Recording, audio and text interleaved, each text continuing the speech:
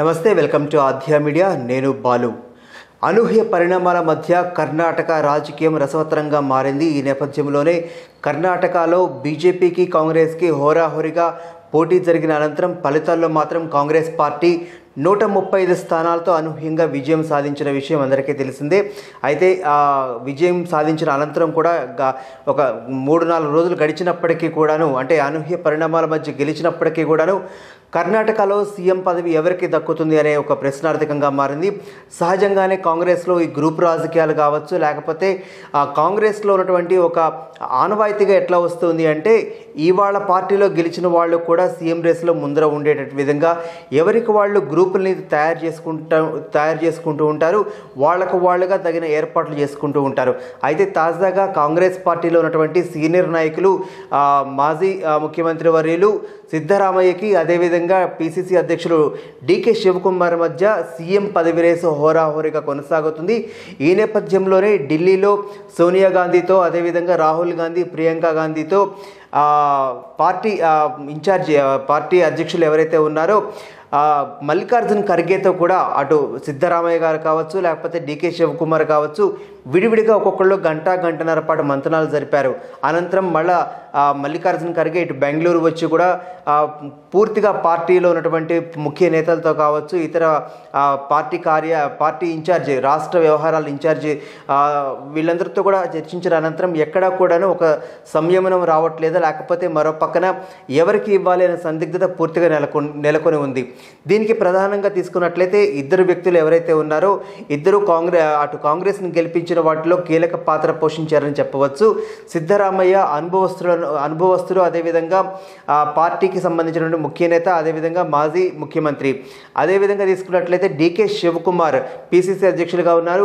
ఈ తడవ కాంగ్రెస్ గెలవడానికి ఒక పక్కన స్టార్ క్యాంపెయినింగ్గా వచ్చినటువంటి రాహుల్ గాంధీ కావచ్చు, ప్రియాంక గాంధీ కావచ్చు, వీళ్ళు ఎంతమంది స్టార్ క్యాంపెయినింగ్ చేసినప్పటికీ కూడాను స్థానికంగా ఉన్నటువంటి నేతలతో వాళ్ళని మొబిలైజ్ చేసి ఈసారి పార్టీని గెలిపించే బాధ్యత పూర్తిగా డికే శివకుమార్ భుజస్కంధాలపైన వేసుకున్నారు. సో ఆ విధంగా ఆయన సఫలీకృతం అయ్యారని చెప్పుకోవాలి. అంటే స్టార్ క్యాంపెయినర్స్ అటు రాహుల్ గాంధీ కావచ్చు, వీళ్ళ యొక్క ప్రభావం అర్బన్ ప్రాంతాల్లో ఉన్నప్పటికీ కూడాను రూరల్ ప్రాంతం పూర్తిగా డికే శివకుమార్ యొక్క కార్యకర్తలు ఆయన కనుసన్నలోనే గెలిచిందని చెప్పి ఈసారి ఎన్నికలలో రుజువైనగా స్పష్టంగా కనిపిస్తూ ఉంది. అయితే ఇక్కడ ప్రధానంగా ఎందుకు సందిగ్ధత నెలకొంది, సిద్ధరామయ్యకి ఇవ్వాలా లేకపోతే డికే శివకుమార్కి ఇవ్వాలా అనే సందిగ్ధత ఎందుకు ఉంది అంటే, డికే శివకుమార్ ఈసారి ఆ రేసులో ఉండడమే అందుకు కారణంగా చెప్పుకోవచ్చు. మరి ఎందుకు ఇవ్వచ్చు కదా అంటే, మరో పక్కన కాంగ్రెస్ పార్టీ ఆనవాయితీగా ఎట్లా వస్తుందంటే, ఎవరికైతే అనుభవం ఉందో వాళ్ళకి మాత్రమే, అంటే పార్టీలో చాలా సీనియర్ నాయకులు ఎవరైతే ఉన్నారో, లేకపోతే ఎప్పటి నుంచో పార్టీ కోసం పనిచేస్తున్న వాళ్ళు కావచ్చు, వీళ్ళకి ముందు ప్రాధాన్యత ఇచ్చి తర్వాత ఇతర సభ్యులు కావచ్చు, ఇతర క్యాండిడేట్స్ కావచ్చు, వాళ్ళు ప్రాధాన్యత ఇస్తూ ఉంటారు. కానీ మరి ఈసారి ఎందుకు డికే శివకుమార్ పేరు ఎందుకు వినిపిస్తుందంటే, ఇందాక మనం చెప్పుకున్నట్టుగానే ఏదైతే శివకుమార్ పార్టీని గెలిపించడంలో తన భుజస్కంధాల పైన మొత్తం బాధ్యత వేసుకున్నారో దానిని పరిగణలోకి తీసుకుంటున్నారు. సరే, మరి డికే శివకుమార్కి ఇవ్వచ్చు కదా అంటే, శివకుమార్ పైన ఇప్పటికే ఐటీ కావచ్చు, లేకపోతే అవినీతి ఆరోపణలు కావచ్చు, అవి ఉన్న నేపథ్యంలో అటు శివకుమార్కి ఇస్తే ఇటు బీజేపీ కావచ్చు, లేకపోతే జేడీఎస్ కావచ్చు, లేకపోతే రాష్ట్రంలో ఉన్నటువంటి ఇతర పార్టీలు ప్రజల వైపు నుంచి ఏమన్నా వ్యతిరేకత వస్తుందేమో, లేకపోతే ఒకవేళ డికే శివకుమార్కి కనుక ఇస్తే సిద్ధరామయ్య ఏమైనా చీల్చుతారని ఒక భయం. మరో పక్కన ఒకవేళ సిద్ధరామయ్య కనుక ముఖ్యమంత్రి పదవి ఇస్తే డికే శివకుమార్ మళ్ళీ తన వైపు ఏమైనా ఎందుకంటే పోయిన ఎన్నికల్లో మనం చూస్తున్నాము, గెలిచిన అనంతరం వెంటనే క్యాంపు రాజకీయాలు అనేది కర్ణాటక ఎలక్షన్స్ జరిగిన ప్రతిసారి ఆనవాయితీగా మారిపోతూ వస్తున్నది. అంటే కనీసం ఎమ్మెల్యేలను కూడా నిలబెట్టుకోలేని పరిస్థితుల్లో కాంగ్రెస్ పార్టీ ఉంది. ఆ భయం ఏదైతే ఉందో ఆ గుప్పెట్లలో ఆ క్యాంపు రాజకీయాలు పెట్టే దాంట్లో కీలక పాత్ర కాంగ్రెస్ పోషిస్తూ వస్తున్నది. ఈసారి అటువంటి క్యాంపు రాజకీయాలతో సంబంధం లేకుండా కేవలం ముఖ్యమంత్రి పదవి రేసులో ఉన్నటువంటి వాళ్ళని మాత్రమే దీనికోసం పిలిచి మాట్లాడటం అనేది జరుగుతూ ఉంది.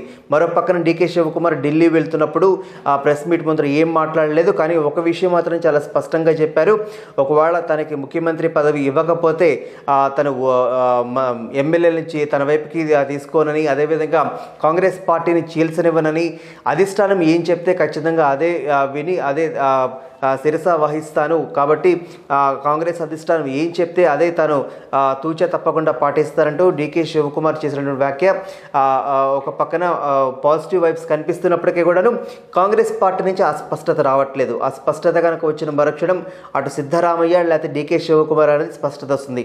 ఇది ఇట్లా ఉండగా మరొక మాజీ ఉప ముఖ్యమంత్రి ఆయన కూడా ఒక సీఎం రేస్లో ఉన్నట్టుగా ఒక వార్త వినిపిస్తున్నది.